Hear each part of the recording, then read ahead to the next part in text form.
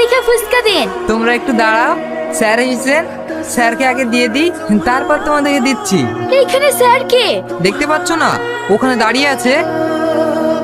দেখি তো একটা ভিখারি লাগছে, ওইসব হবে না, আমাদেরকে আগে দেন। তুমি কাকে কি বলছো জানো? উনি হলেন সিঙ্গাপুরের সবথেকে বড় কোম্পানির মালিক, যার টাকা পয়সার কোনো শেষ নেই। আর তোমরা ওকে ভিখারি বলছো? এই, ও যদি এত বড় কোম্পানির মালিকই হবে, তাহলে ফুটপাতে দাঁড়িয়ে ফুচকা খাবে কেন? এসব তোমরা কি বলছো?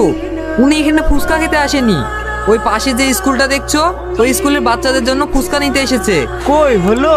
আপনাকে আমি বললাম আমার একটা স্টলে হবে না, 5-6টা স্টল লাগবে।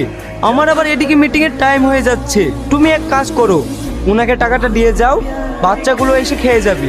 Okay sir. আর হ্যাঁ, আমার তরফ থেকে ওনাকে কিছু টিপস দিয়ে দিও। Excuse me sir. হ্যাঁ বলুন। স্যার, আমি না জেনে আপনাকে অনেক কিছু বলে ফেলেছি।